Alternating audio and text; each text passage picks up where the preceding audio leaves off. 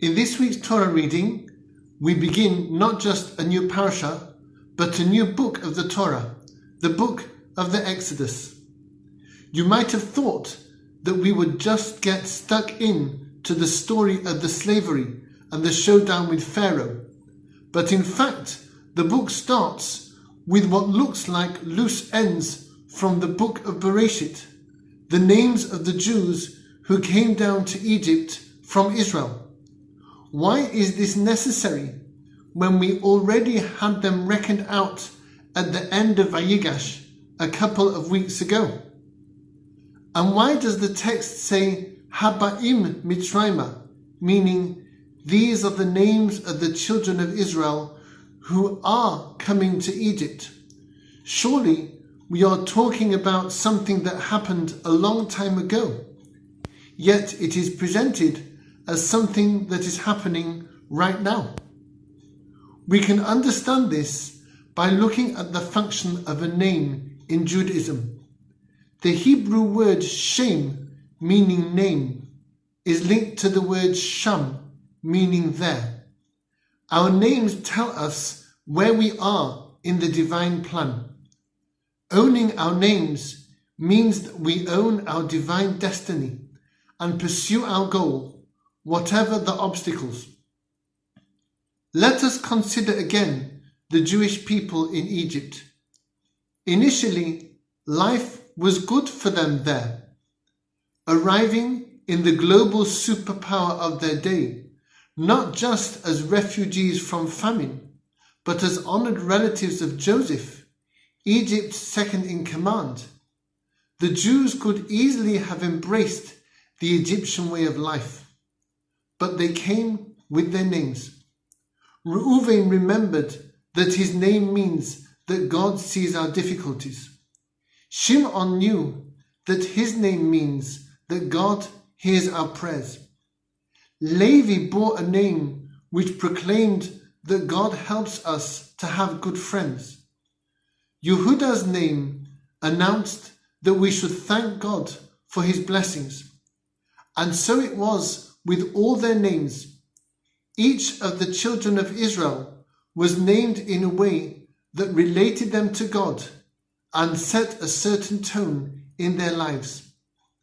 While Egypt was a mix of dissolute entertainment for the upper classes and brutal enslavement of the lower classes, the Jews came into Egypt with a different worldview, that God is kind, that he cares for us in good times and bad, and that we should care about him. Those names proclaimed an iron strength, a stubborn resistance to the sophisticated high-tech of Egyptian culture that beckoned to them from all sides. When the Egyptians reveled in the lowest material excess and beckoned to the Jews to join them, the Jews stood aloof, because their names told them that true happiness comes from God and that they owed it to him to keep themselves pure as he required. And when the Egyptians turned on the Jews with a genocidal savagery and tried to annihilate them, the Jews stood firm because their Jewish names reminded them that God stands by us in the hardest of trials and will see us through to happiness and fulfillment in this life or the next. Now we can understand why the book of Exodus starts with the names of the Jewish people. Their names were their armor and their vision, bringing them through the heartbreak and misery of slavery to the foot of Mount Sinai. Without the magic of their names, Egypt would have been the grave of the Jewish people, and the book of Exodus would never have come to be. That is all very well, but what about us Jews living 3,333 years on from the Exodus? As the United Kingdom enters the stricture of a new lockdown, we are rather like the Jews going down into Egypt. On the one hand, we instinctively reach to our screens for entertainment, and some of the values and actions we encounter there might tug our hearts away from our heritage. On the other hand, life in lockdown can be really hard. Our family ties are put under more strain as simple things like a visit or a hug are again off limits. And economic hardship requires us to dig deeper than ever, and the grim tally of infections ticks up and up. To keep faith with God in such times requires a lot of vision and a lot of strength. And this is why the Jews with their names are depicted in the present tense.